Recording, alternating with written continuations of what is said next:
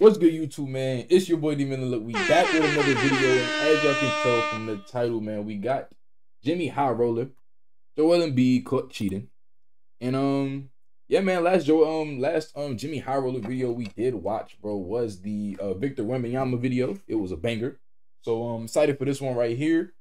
I know Jimmy gonna give us some nice little stats. I want to see what he's talking about, and yeah, man, not even gonna waste y'all time. Without further ado, let's get into the video. But first off, leave a like on the video if you haven't already, man. Subscribe to the channel if you're new. Turn on post notifications.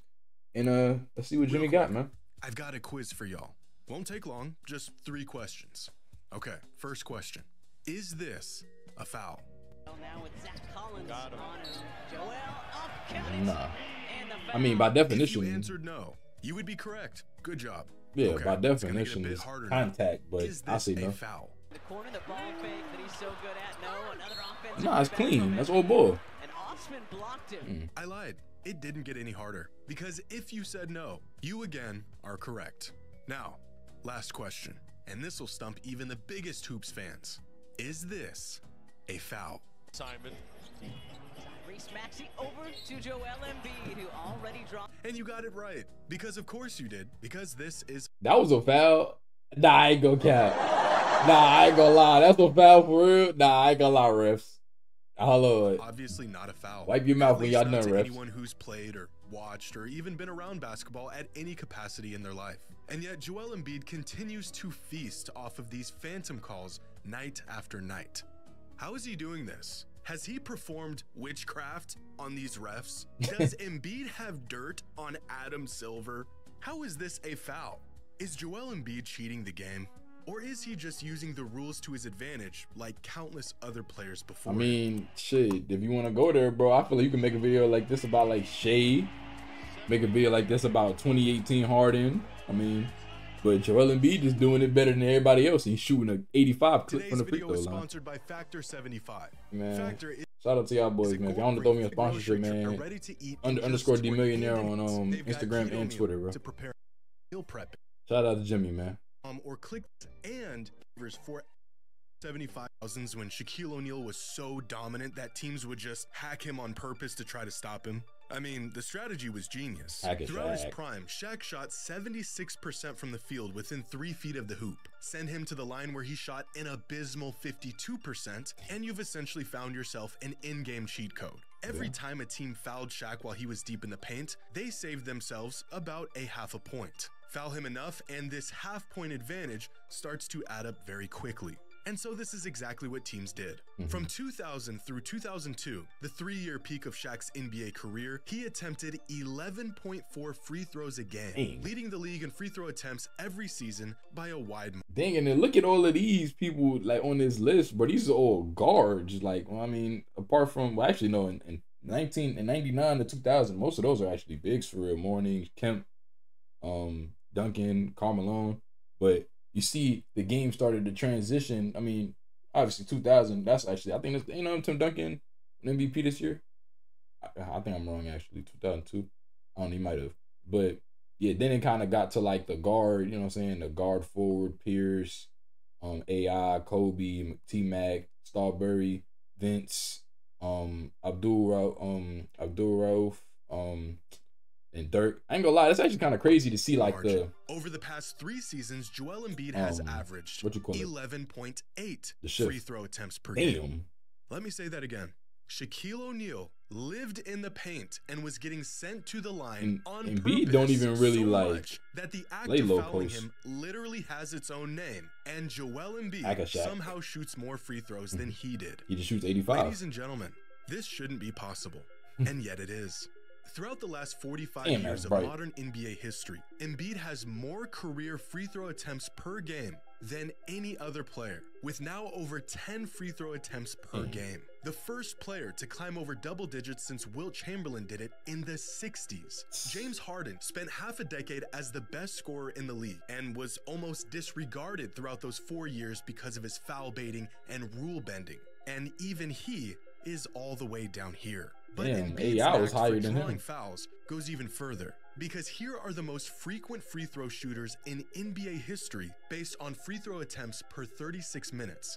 Here's LeBron, here's Jordan, Here's James Harden, and way That's up so here crazy because is LeBron be Shaquille getting O'Neal. fouled like a mug, and then here's where's Joel Embiid?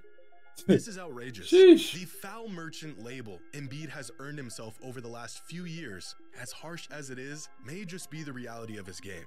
This season, Embiid has not been on you a tear, too, Jimmy. I was averaging- just defending Embiid and saying that he's not a free throw merchant. Now you telling me he is? Damn, man. Embiid, I can't defend you no more, bro. I really was, man. Shout out to my dog Taz, bro. We really was out here defending this man, but the second most points per game in a season in modern NBA history, and being well on his way to winning back-to-back MVPs. It's been a historic season for the big man so far. His team is winning, he's putting up big numbers and historic performances. We should be celebrating Embiid right now, but we're not.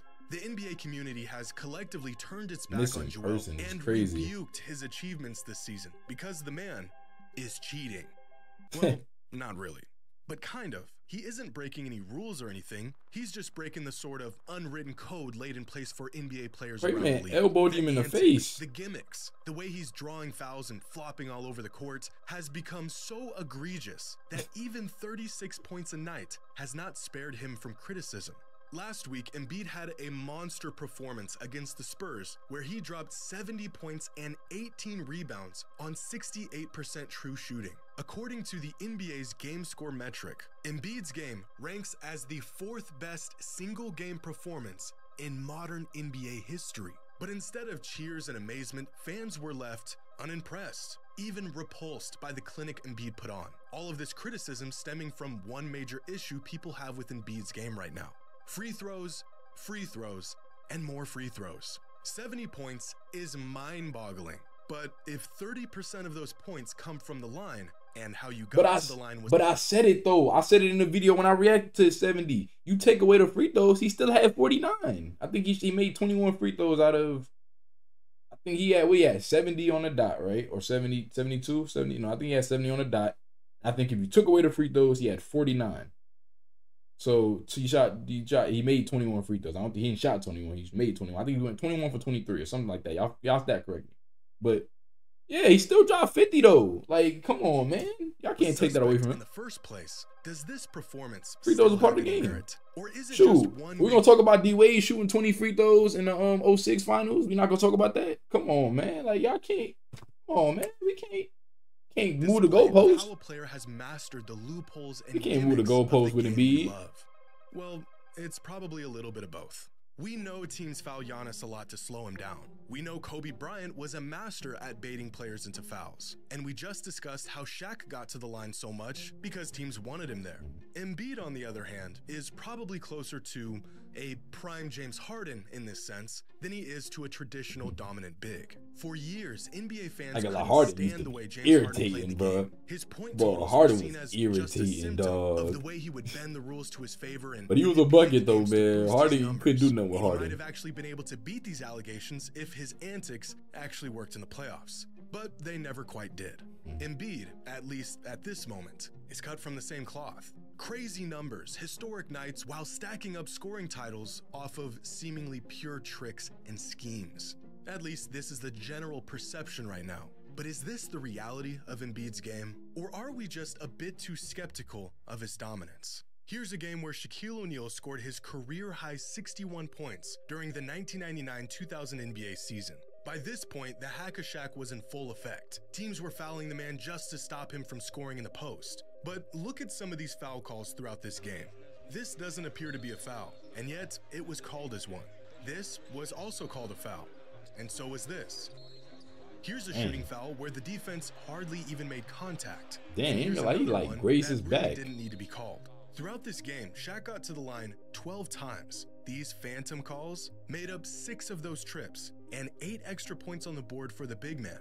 Here's a game from Michael Jordan's 1989-1990 season, the game where he scored a career-high 69 points. And by this point, he was the NBA's premier superstar.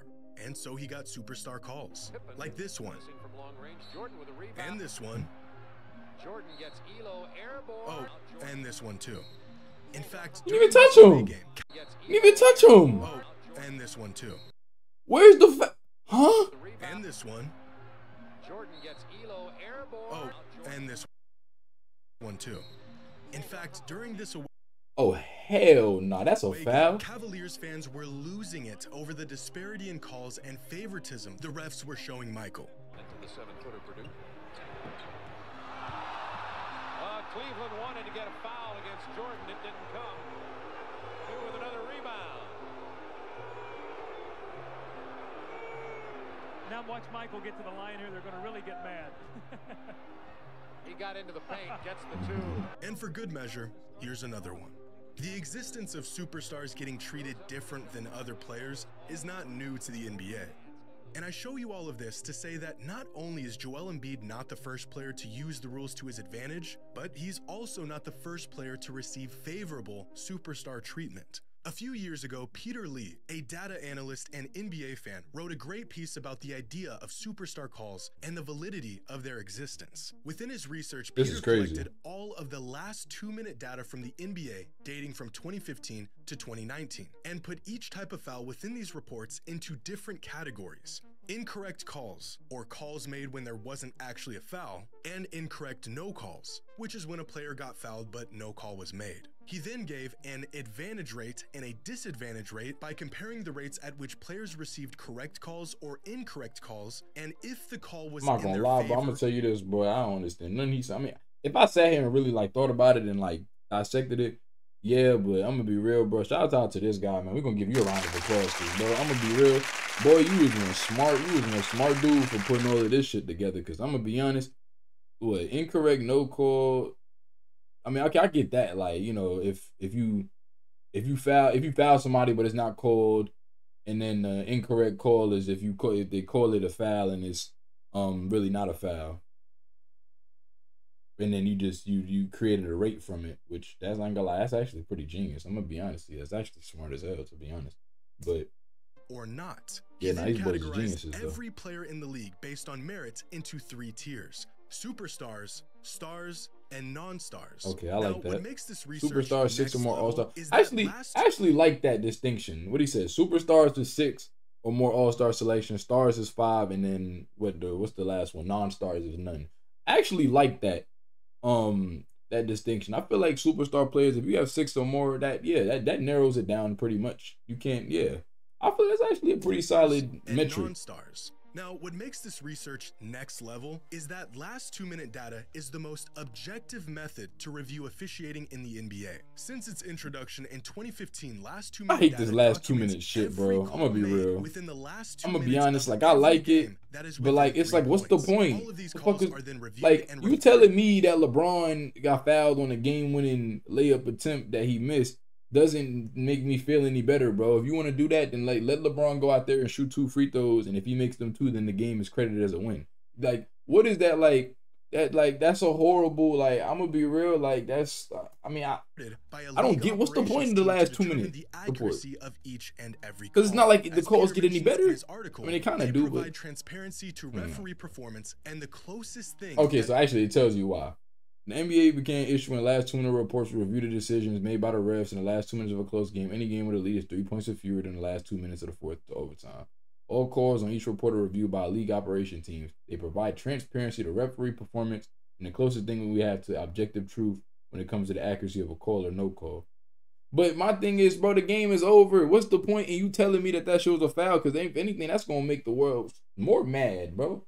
Like the refs been shitty. Truth when it comes to the accuracy of a call or no call. And within his data, Peter tracked over 38,000 of these calls from nearly 2,000 games from 2015 to 2019. And after reviewing this data, he concluded that superstars are over 20% more likely to be advantaged on offensive calls compared to even stars of the league. In other words, superstars are more likely to get a foul call where there wasn't a foul 20% more often than anyone else. Overall, the referees tend to swallow their whistle, make incorrect no calls at a relatively even rate across all player groups, but are more likely to give lenient foul calls to superstars on offense. Superstars receive preferential treatment on both offense and defense compared to stars and non-stars. They are most likely to receive incorrect foul calls on offense and commit incorrect no calls on defense, which proves the existence of superstar calls even in the last 2 minutes of close games. It's a fantastic article, and I've left a link in the description if anyone wants to check it out. And all of this data just confirms what we already knew. Superstars get calls. So then why is Joel Embiid getting criticized for being on the receiving end of this star treatment? Curry don't get no calls, though. Players before him did the same thing. Curry don't get no calls. Is the reigning MVP and scoring champion. Of course he's going to get some favorable calls going his way. But Patty Mills, Patty Mills, what the hell you doing, Gardner? Treatment to superstars. Fans give preferential treatment to certain players as well. Specifically, players who have proven that their tactics and antics actually work when it matters. 36 points per game is no fluke. But when your production and efficiency plummet by nearly 25% in the postseason, and your superpowers wear off when your team needs you most, all of a sudden that 36 a night feels a bit fraudulent. I feel like at this point in his career, Embiid's reputation precedes him. And right now, even above his incredible scoring abilities, his reputation is a choke artist. The man is a legit megastar, but it is still difficult to just look past his playoff blunders. You want to know if a player's playstyle is actually effective, if it's more than just a quick gimmick, if it works in the playoffs. And as great as he's been in the regular season, it's hard to look at Embiid's performances this year without the lens of skepticism because of his playoff lows. Right now, he exists within the same vein as players like Allen Iverson and James Harden. MVP caliber players, scoring fiends, and offensive juggernauts who continue to fall flat when it mattered most. Is Joel Embiid cheating the game of basketball? No. Embiid is far from the first player to boost his game with brazen schemes and rule-bending methods. He's not the first player to benefit from superstar treatment, and he's also not the first player to receive criticism for it. Hope you all enjoyed, and as always, until next time. Hey, man. Shout out Jimmy, bro. W big, man. Let's give him a round of applause, man. Jimmy, one thing I can't say about you, my dog, is that you definitely put your time into these videos, man. You do your research. You feel me? You got, you know what I'm saying? You back your claims. One thing about a opinion is that opinion isn't a bad thing if you can back it by some facts, and he got some facts in here. So shout out to him. But I do want to know y'all thoughts on this right here, man, because I ain't gonna lie, he brought up a lot of good points. As I said, me personally, I want to see Embiid get one, bro. I want to see my personal favorite matchup for the finals is a Clippers-Philly finals. Actually, Harden or Embiid getting their first ring. That would be beautiful to me. And Russ being able to get his first ring, PG being able to get his first ring, Maxey and Embiid being able to get their first rings. So I mean, to be honest, Pat Bev, you feel me? But yeah, man, y'all leave down below what y'all think about this right here. This is a very interesting video because I don't know, man. I've been defending Embiid. I feel like Embiid not that bad, bro. I feel like he good, but you know, we go see. Playoffs definitely gonna prove a lot. But yeah, man. If y'all enjoyed the video, like it, subscribe to the channel if you're new, turn on post notifications. I'm holla at y'all in the next one.